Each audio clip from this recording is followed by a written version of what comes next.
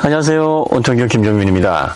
BMW 오리지널 M 전기차 관련해서 궁금해하시는 분들이 좀 계실 것 같은데, 원래 BMW는 당초에 2024년도에 오리지널 M 전동화 모델 전기차를 출시할 예정이었습니다.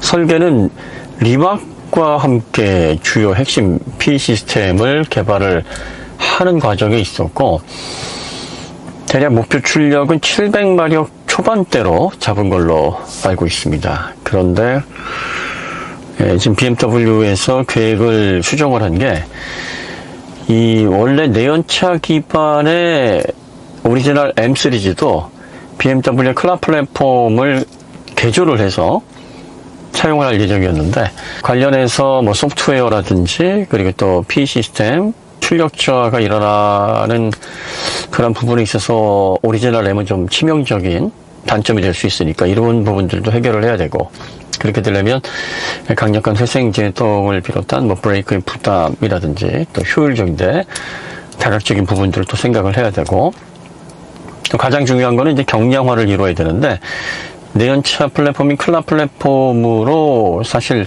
5 시리즈에 해당하는 M 모델을 내더라도 1900kg이 넘어가거든요. 여기에 배터리 추가되고 전기차로 변경을 했을 때 증가하는 무게 부담이 너무 크기 때문에 아마 현재 클럽 플랫폼을 기반으로 M 시리즈를 만들어 놓게 되면 못해도 공차 중량이 2.3톤은 넘어갈 겁니다. 그러면 강력한 스포츠 주행을 해야 되는 M으로서는 굉장히 큰 부담이죠. 그러니까 여러 가지 문제점들이 겹쳐져서 연기가 됐습니다. 그리고 나서 이제 결과적으로 2023년 1월 미국 CES에서 뉴 클래스 플랫폼, 전기차에 맞는 새로운 전용 플랫폼이 필요하다. BMW도 이걸 인정하고 이제 플랫폼으로 제대로 된 전기차 전용 모델을 내겠다 발표를 했습니다.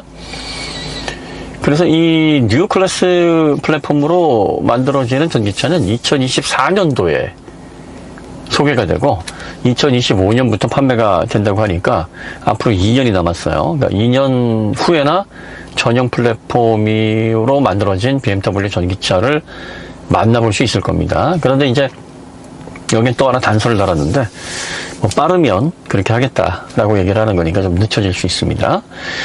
자, 그 다음에 이제 오리지널 M 전기차는 클래스를 기반으로 2026년도에 소개가 된다고 합니다. 그리고 판매는 2027년도로 계획이 되어 있어요. 이 뉴 클래스에는 P 시스템이 800V 시스템으로 동작을 하고요. 350kW 고속 충전 스펙을 기본으로 하고 있습니다. 그 다음에 좀 특이한 게 원통형 배터리를 사용하겠다. 4680이 될지, 뭐 4695가 될지, 46115가 될지 형식은 아직 정해져 있지 않은데, 중국의 이브 에너지를 비롯해서 아마 중국 기업과 4680 혹은 뭐 469 혹은 뭐 어떤 표준이 될지는 모르겠는 46 직경을 가지고 있는 원통형 배터리, 이걸 사용해서 뉴 클래스 전용 전기차 플랫폼을 완성을 할 계획입니다. 그 확정이 된 건 아니에요. 이렇게 해서 이제 배터리의 코발트 함량을 줄이고, 그리고 단가를 낮춰서 대중화를 이루겠고, 그 다음에 에너지 밀도를 높이겠다, 뭐 이런 계획을 가지고 있습니다.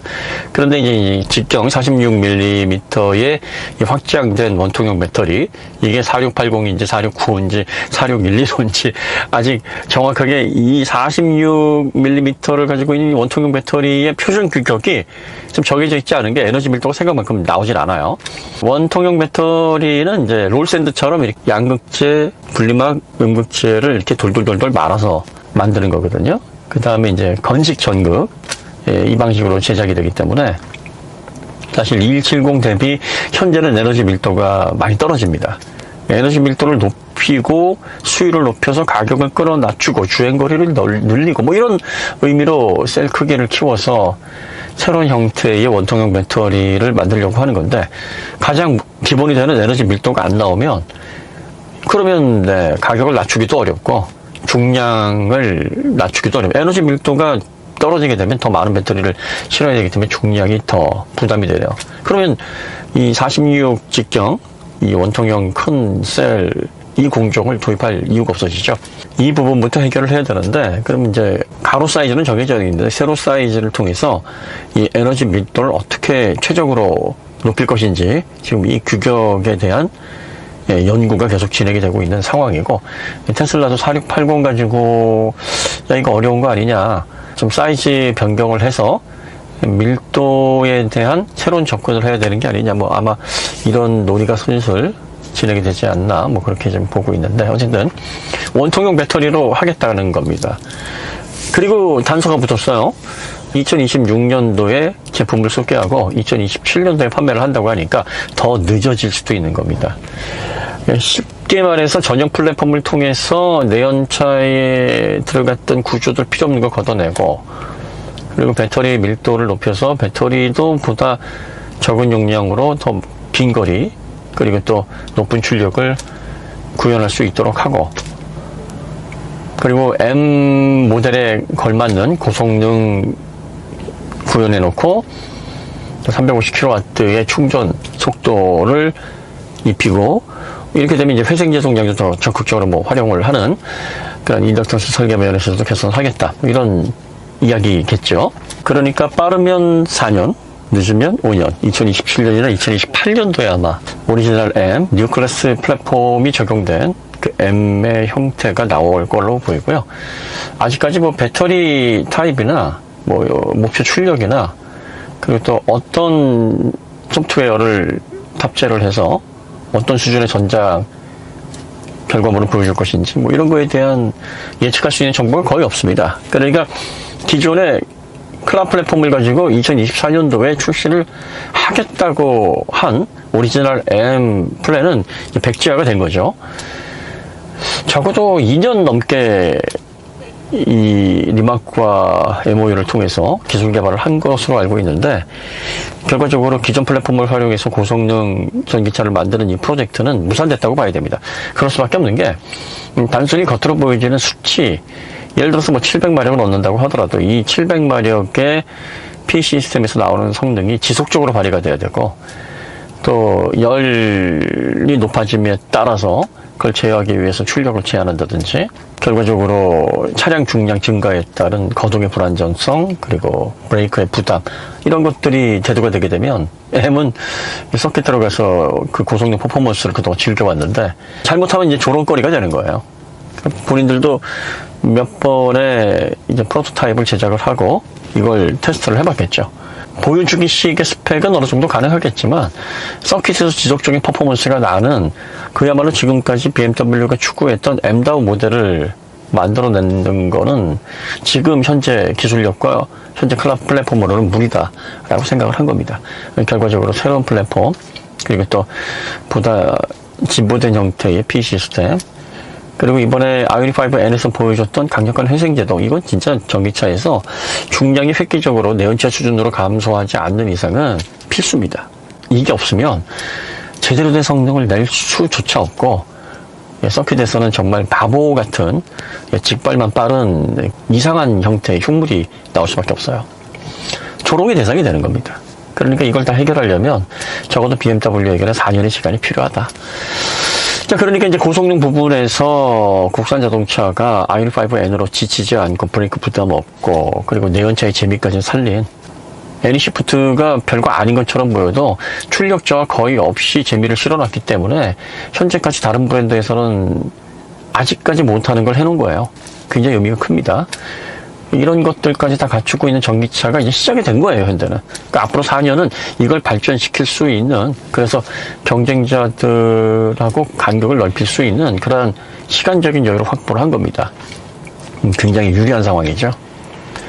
그러니까 BMW는 현재 그래서 M 버전, M 퍼포먼스 모델, 이걸 이제 M의 위치에 놓고 전기차를 운영을 하고 있습니다.